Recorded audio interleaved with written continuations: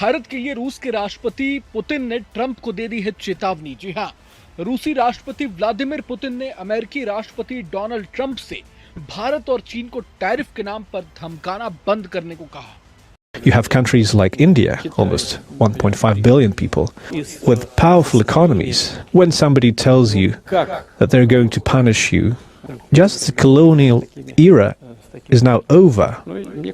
They have to realize that they cannot use this tone in speaking with their partners. अब जवान दिया Russia ने कहा भाई साहब ऐसा है सुनिए, या कोई साजिश नहीं हो रही है। ट्रम्प का ना खिसक गया, ट्रम्प कुछ भी बोल देता है, कहीं भी कुछ भी बोल देता है। हमारी आजादी, हम जहां जाए जिसके साथ बैठे जो करे वो करे, आपको कोई चीज कहने की जरूरत नहीं। डोनाल्ड ट्रंप को कूटनीति का शिष्टाचार सिखा गए पुतिन, कहा किसी की धौंस नहीं चलेगी। प्राइम मिनिस्टर नरेंद्र मोदी सिर्फ और सिर्फ एससीओ में उन्होंने बैठ के जो ऑप्टिक्स क्रिएट किए, उससे पता चल गया अमेरिका को भी, वेस्टर्न वर्ल्ड को भी, कि भाई अब हमारी खैर नहीं। Presence of Modi right in the center of it with these two leaders literally holding hands, a major setback for the Trump administration in terms of US foreign policy. रूस के राष्ट्रपति व्लादिमीर पुतिन ने अमेरिकी राष्ट्रपति Donald Trump को दो टूक कहा कि आप भारत चीन से इस तरह बात नहीं कर सकते। दोस्तों, एक बड़ी खबर आ रही है ग्लोबल डिफेंस कॉरिडोर से। रशिया ने हिंट दिया है कि अपने सबसे advance stealth fighter jet Sukhoi 57 Fallon की मैन्युफैक्चरिंग इंडिया में कर सकता है। India has once again blocked Azerbaijan's application for membership in the SCO. Shahbaz उसका हाथ पकड़ा, उसने बस कहा चल निकल आ गए। ये देखें, और यहाँ देखें गर्मजोशी, वो किम जोंग उन से कैसे टाइम लगा, ये देखें। शहबाज शरीफ को इस दौरे पर जानबूझकर जलील भी किया गया, भाग कर, वो लपक कर, उचक कर, वो जो वीडियोस इंटरनेशनल मीडिया मजाक उड़ा रहा है, ये बाकायदा चीन ने किया। ये खारजा पॉलिसी का जवाब है, ये कोई इत्तफाकिया या हादसाती तौर पर नहीं होता। हर तस्वीर में कोने में खड़ा करना, नजरअंदाज करना। तो किम जोंग उन जितनी इज्जत भी नहीं है शहबाज की चीन में। समंदर से गहरी और शायद से मीठी दोस्ती है। के साथ साथ S-400 मिसाइल के लिए भी बात चल रही है। डोनाल्ड ट्रंप साहब के लिए एक मैसेज है, स्पेशली उस चीज के बाद जो उन्होंने टैरिफ लगाया।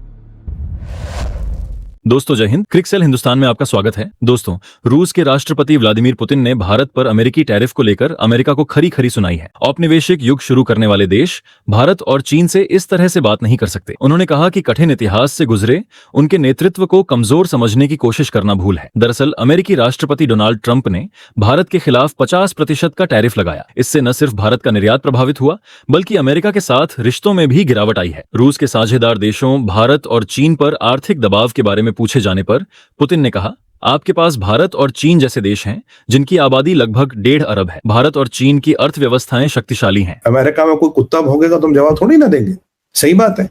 अब जवान दिया रशिया ने कहा भाई साहब ऐसा है सुनिए, या कोई साजिश नहीं हो रही है। ट्रम्प का ना खिसक गया, ट्रम्प कुछ भी बोल देता है, कहीं भी कुछ भी बोल देता है। या कोई साजिश नहीं हो रही, हमारी आजादी, हम जहां जाए जिसके साथ बैठे जो करे वो करे, आपको कोई चीज कहने की जरूरत नहीं।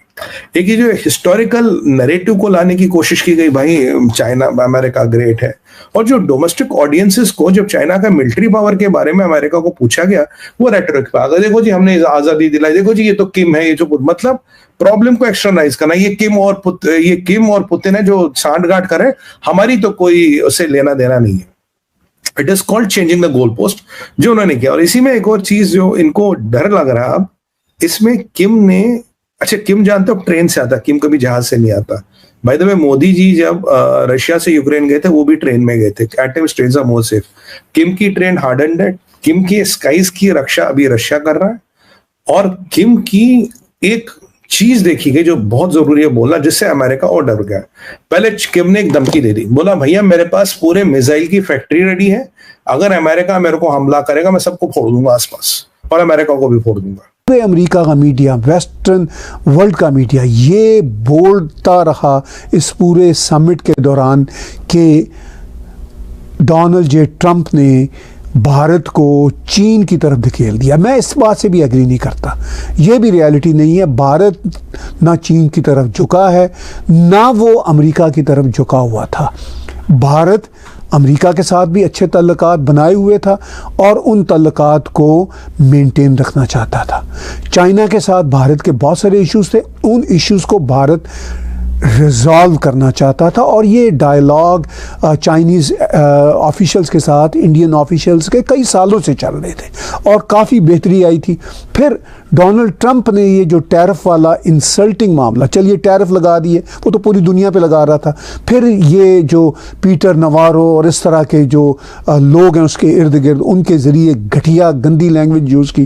तो इस सारे अमल के बाद अब जैसे ही एससीओ का समिट कल वाइंड अप हो रहा था तो डोनाल्ड जे ट्रंप ने अपने ट्रुथ सोशल, जो उसका सोशल मीडिया का प्लेटफॉर्म है, उस पर एक पोस्ट लिखी। उसमें उसने कहा कि बात यह है कि मुझे दुनिया खुद ही बताए कि भारत तो हमसे कुछ लेता नहीं, हम ही भारत से लेते थे, तो हम फिर भारत पे टैरिफ लगाएं तो इसमें क्या गलत बात है, दुनिया मुझे बताए। तो वो उसने एक सॉफ्ट सा उसमें टर्न लिया। आज जब 2 सितंबर को पीछे जेडी वैंस भी खड़े हैं, अमेरिकन एडमिनिस्ट्रेशन के और लोग भी खड़े हैं, तो डोनाल्ड ट्रंप से जब ये सवाल किया गया कि जनाब ये बताइए कि क्या भारत के खिलाफ जो आपने अनफेयर अनजस्ट टैरिफ्स लगाए हैं वापस लेंगे, चूँकि डोनाल्ड ट्रंप को तो अपनी ज़ात के ऊपर ही कंट्रोल नहीं है, दूसरे मामलात के ऊपर कंट्रोल होना या ना होना वो तो आप छोड़ दीजिए दूसरी सतह पे, उसको तो अपनी ज़ात पे ही कंट्रोल नहीं है।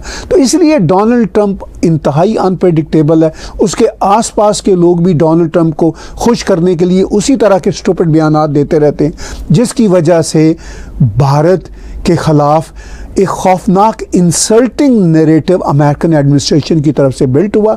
भारत ने इसके जवाब में कोई इंसल्टिंग नैरेटिव नहीं बनाया। डोनाल्ड ट्रंप साहब के लिए एक मैसेज है, स्पेशली उस चीज़ के बाद जो उन्होंने टैरिफ लगाया और मुख्तलिफ मुल्क कंट्रीज़ को काफ़ी एक मुश्किल में शायद डाला हुआ है वक्ती तौर पे, लेकिन लॉन्ग टर्म में क्या हो सकता है। मोदी साहब और शी जिनपिंग की जो मुलाकात थी, पुतिन और मोदी साहब की जो मुलाकात थी, क्या मैसेज कन्वे कर रहे हैं, मतलब न्यू चीजें मतलब शेप अप हो रही हैं। पहले हमने सीओ में देखा कि शी जिनपिंग एंड मोदी साहब की मुलाकात, फिर उसके साथ पुतिन एंड मोदी साहब की मुलाकात, उसके बाद जो बहुत बड़ी एक परेड करवाई है और अपना एक पावर शो किया है चाइना ने।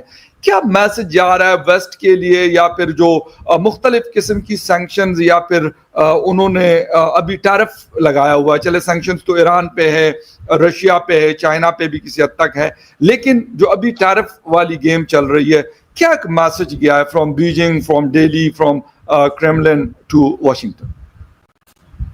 देखिए फकर भाई, रीअलाइनमेंट तो बिल्कुल हो रही है, इसमें कोई शक भी नहीं है और होना भी चाहिए, मेरा ऐसा मानना है, क्योंकि ये जो वेस्टर्न हेजेमनिक एस्पेक्ट है वो तो डिसमेंटल होना चाहिए। क्योंकि जब तक इक्वलिटी नहीं आएगी, सबके इंटरेस्ट का ख्याल नहीं रखा जाएगा, या एटलीस्ट चलिए आप सबके इंटरेस्ट को नहीं देख सकते तो कम से कम रूल बेस्ड में रहें, तो रूल का ही रिस्पेक्ट करें। अगर आपने WTO को बनाया एक समय और WTO के ऊपर आपने पूरा जोर दिया, ITO नहीं काम किया, फिर WTO बन गया, आज आप उस WTO को अकेले डिसमेंटल कर देंगे, अकेले। अब WTO में टैरिफ के मैटर नहीं जाएंगे। अगर आपको कोई इंडिया से शिकायत है या किसी भी कंट्री से शिकायत है तो WTO का तो पर्पज ही यही है ना भाई, कि वहां जाकर के मैटर को ले जाए और जुडिशियसली उसको सॉल्व करवाए। आपने एक समय था कि ये भाई WTO बनाओ, IMF बनाओ, वर्ल्ड बैंक बनाओ, UN चार्टर बनाओ, अब आप सिंगल हैंडेडली उसको अंडू कर देते हो। उसके बाद आपको जब अटैक करना होगा ये मिडिल ईस्ट में, तो भी आपको किसी की जरूरत नहीं है जी, UN चार्टर के सैंक्शन होना हो। आखिर पुतिन साहब ने क्या कहा? पुतिन साहब ने कहा कि the real reason behind the Ukraine war is twofold. Number 1, कूद एता करके उन्होंने पहले अपने फेवर की गवर्नमेंट लाई, और वो अपनी फेवर की गवर्नमेंट लाने के बाद उसको नेटो का चस्का लगा दिया। जब आपने ये बात कह रखी थी कि जर्मन इंटीग्रेशन को करवाने के नाम पे रशिया से प्रॉमिस किया था कि they would never be an eastward extension of NATO, तो आप क्यों नहीं इस पे कायम रहते हैं? नेटो की क्या यूटिलिटी बची है? किसको आपको अटैक करना है? नेटो भी चाहिए, सिक्योरिटी काउंसिल भी चाहिए भाई, कोई और तो हम भाई, मैं मानता हूं कि आर्टिकल 52 UN चार्टर में रीजनल सिक्योरिटी सिस्टम की व्यवस्था है, लेकिन वो सिक्योरिटी काउंसिल के मातहत है, वो सिक्योरिटी काउंसिल के अंतर्गत है।